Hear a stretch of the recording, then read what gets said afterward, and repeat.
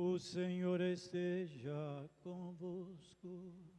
Ele está no meio de nós. Proclamação do Evangelho de nosso Senhor Jesus Cristo, segundo João. Glória a vós, Senhor. Naquele tempo, disse Jesus a Nicodemos: do mesmo modo como Moisés levantou a serpente no deserto, assim é necessário que o Filho do Homem seja levantado, para que todos os que nele crerem tenham a vida eterna. Pois Deus amou tanto o mundo que deu o seu Filho unigênito, para que não morra todo o que nele crer, mas tenha a vida eterna. De fato, Deus não enviou o seu Filho ao mundo para condenar o mundo, mas para que o mundo seja salvo por ele.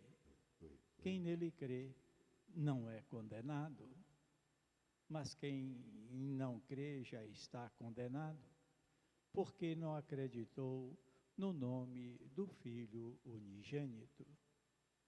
Ora, o julgamento é este: a luz veio ao mundo, mas os homens preferiram as trevas à luz, porque suas ações eram más. Quem pratica o mal odeia a luz e não se aproxima da luz, para que suas ações não sejam denunciadas. Mas quem age conforme a verdade aproxima-se da luz, para que se manifeste que suas ações são realizadas em Deus.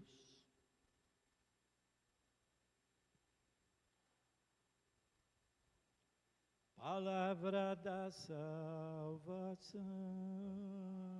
Glória a vós, Senhor.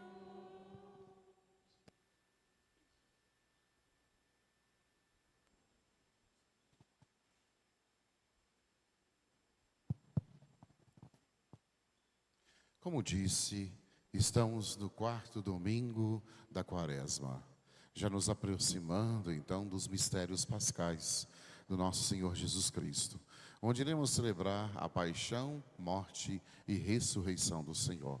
Por isso então, a cor rosa, já nos aproximando então, e repito, do roxo com o branco, formando então esse rosa, que é a alegria do Senhor.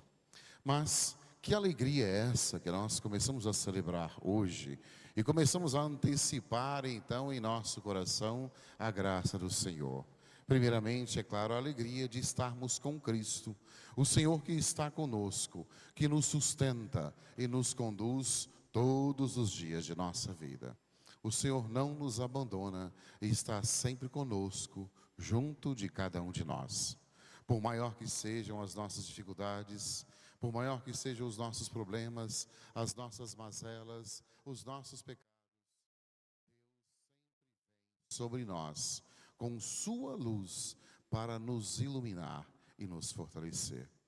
A liturgia de hoje quer mostrar e apontar um pouco nesse sentido, melhor dizendo, onde o Senhor é a luz que ilumina a nossa vida e que alegra o nosso coração, mesmo diante de todas as dificuldades. A liturgia, então, vem trazer tudo isso, e de forma muito especial o Evangelho, onde nós temos o encontro de Jesus com Nicodemos. Nicodemos, ele era um fariseu, um homem muito conhecido de toda a região, muito sábio, muito conhecedor. Normalmente nós associamos aqueles fariseus e escribas como homens ruins, mas não. Existiam muitos homens excelentes, sacerdotes, que se entregavam a Deus e seguiam a Deus, é claro. E Nicodemos, então, depois de ficar sabendo e até mesmo presenciar, com toda certeza, tantos milagres que Jesus havia realizado, ele começou a desconfiar e a pensar: algo de especial acontece neste homem Jesus.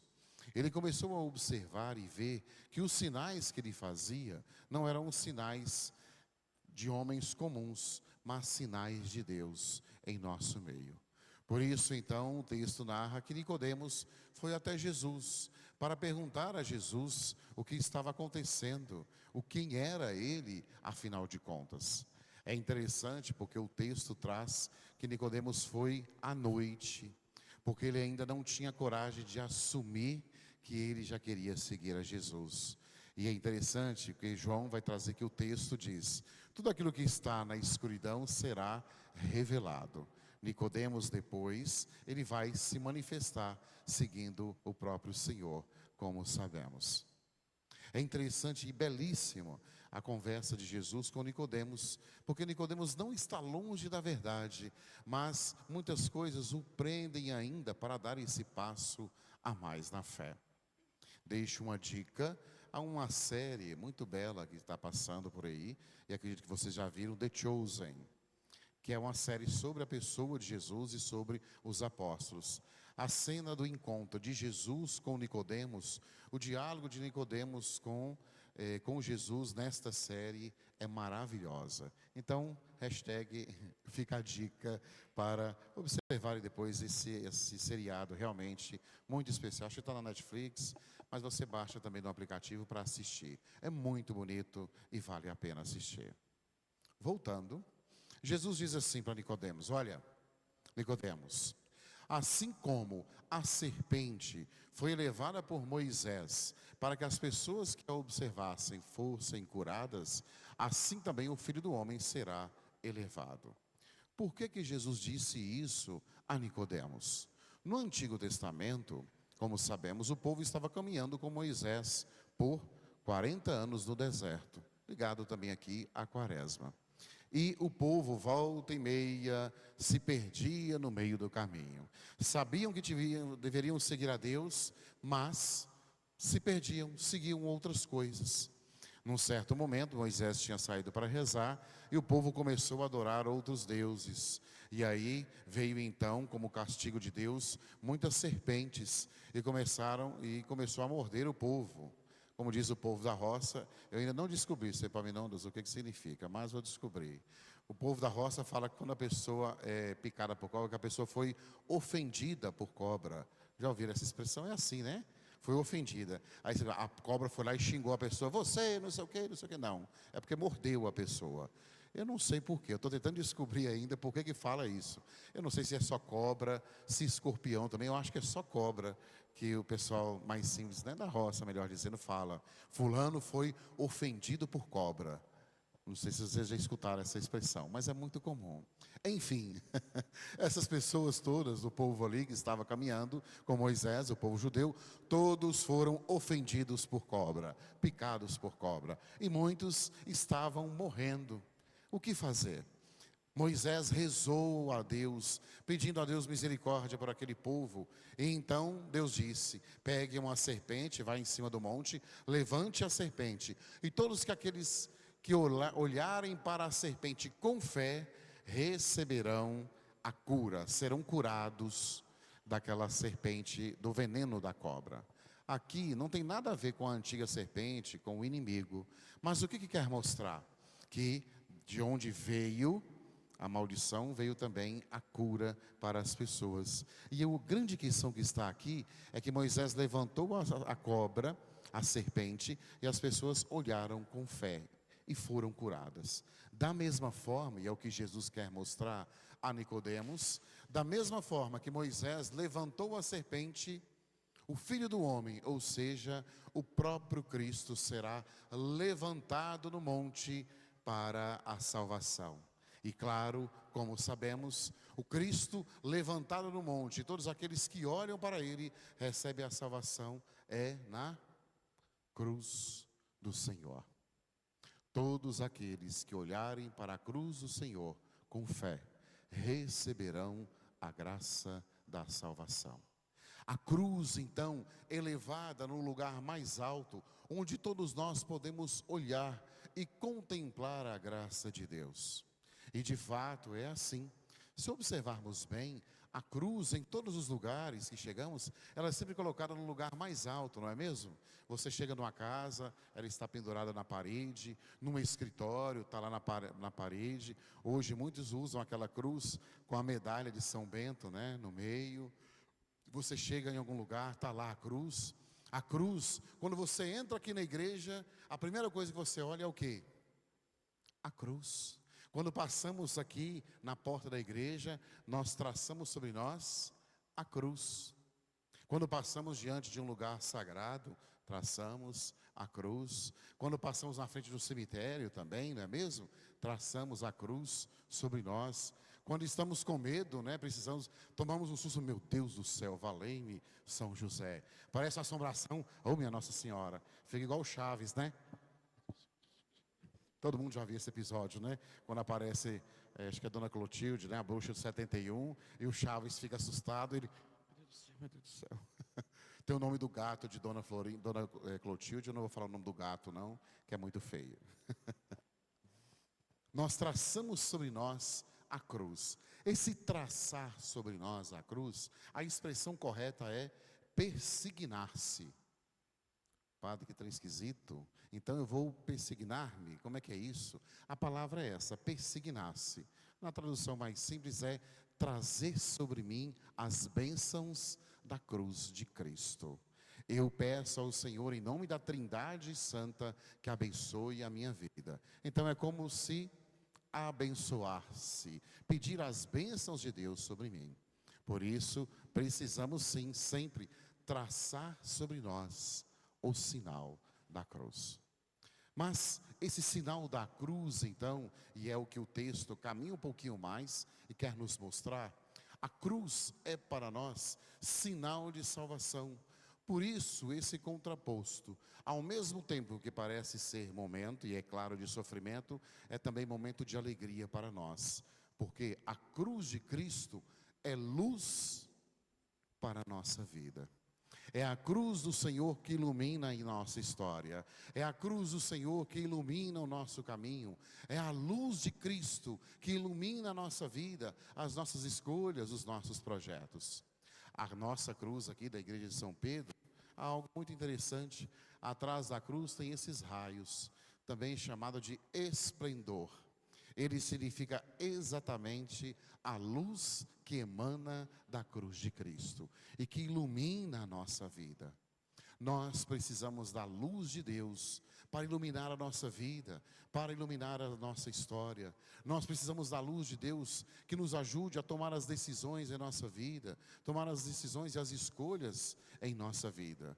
Porque sem a luz nós nos perdemos, nós não conseguimos dar um passo. Eu gosto muito de dizer, sem Deus, nem um passo.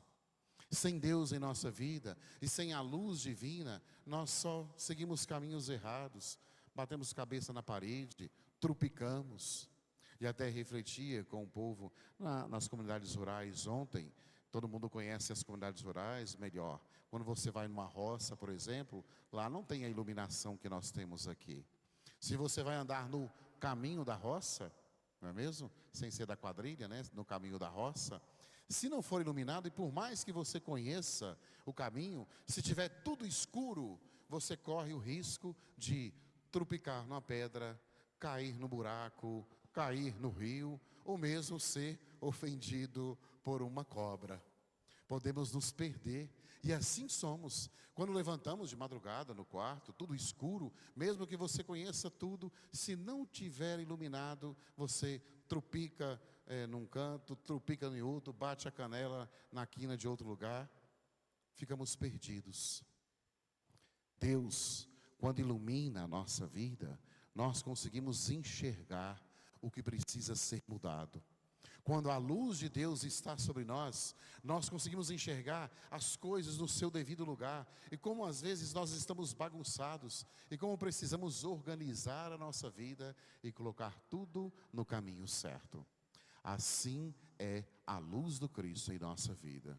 Por isso, neste domingo, ao celebrarmos esse domingo da alegria, nessa expectativa, celebramos, na verdade, a alegria da cruz de Cristo em nossa vida, porque ela é a nossa salvação, a nossa esperança.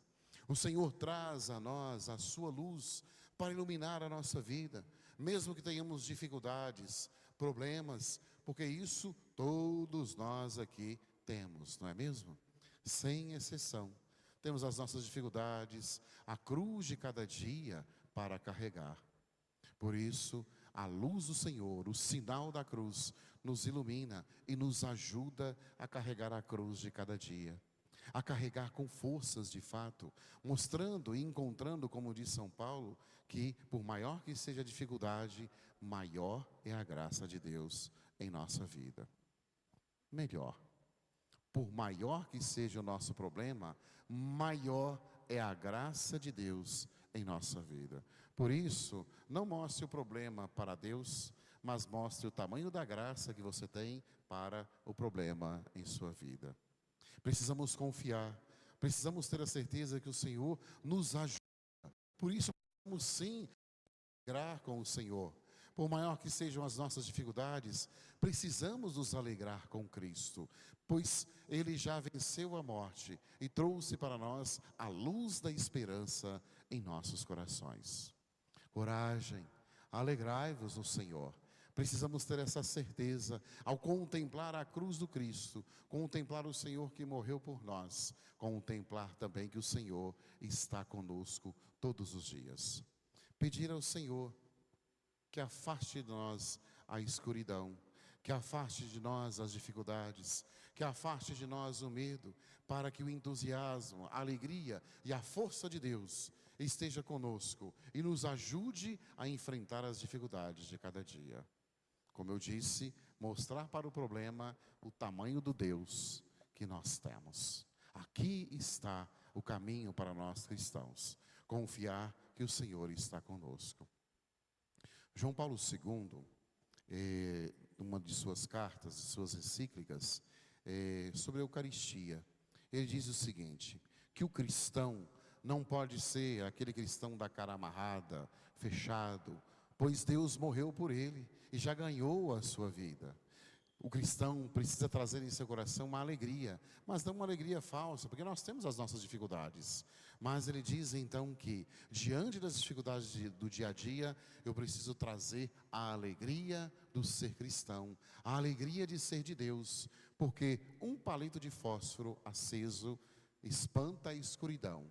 Imagine então o tamanho da luz que brota da cruz de Cristo, iluminando a nossa vida. Por isso, se as coisas estão difíceis, alegrai-vos no Senhor. Se está doente, dificuldades e tudo mais, alegrai-vos no Senhor. Se o menino acordou doente, não é mesmo? Não está conseguindo ir para a escola, está com febre, alegrai-vos no Senhor. Foi sair para ir trabalhar, o pneu está furado. Ai, meu Deus, alegrai-vos no Senhor. Tem que acordar de manhã, preparar tudo, não é mesmo? Tem que fazer isso, aquilo, aquela correria e tudo mais. Alegrai-vos do Senhor. Tem que acordar cedo, fazer comida para o menino, preparar isso, sair correndo, chamar o Uber, ir para o trabalho, chegar no trabalho, resolver um monte de coisa, ligar para poder trazer comida para casa, chegar em casa, fazer comida, se não dá tempo, pegar, levar para fazer roupa, levar roupa para lavar, pegar isso, pegar aquilo, o marido liga, a esposa liga, o patrão liga, o cachorro sai correndo na rua, você tem que sair correndo na rua atrás do cachorro, aquela confusão toda, a panela está lá queimando fogo, meu Deus do céu, queimou o feijão.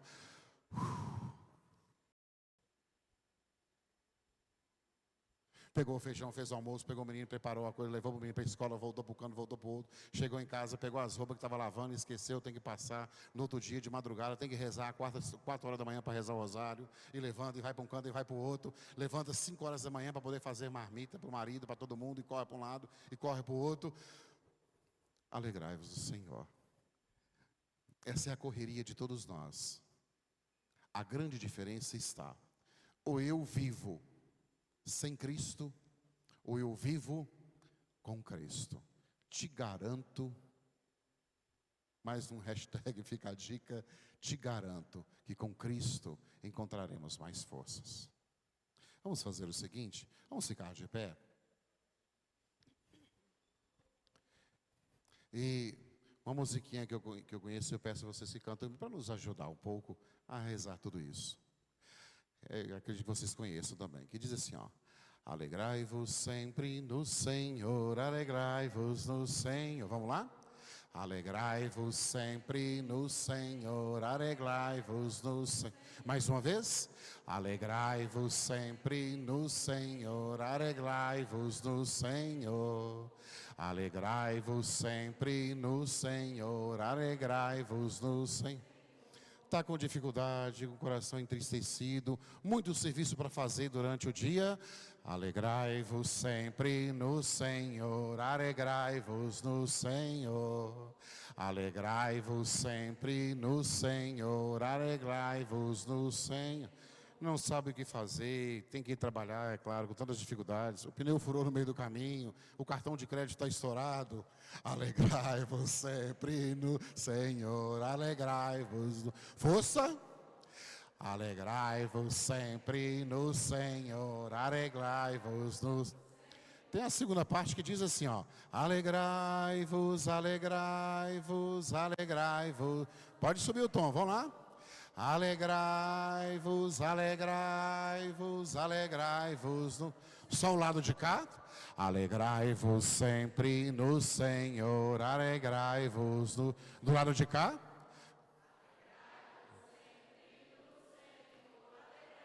Todo mundo junto. Alegrai-vos, alegrai-vos, alegrai-vos no Senhor. Alegrai-vos, alegrai-vos, alegrai-vos no Senhor. Lembre-se disso, essa feliz esperança do Cristo ressuscitado que traz a alegria da luz de Cristo em nossa vida.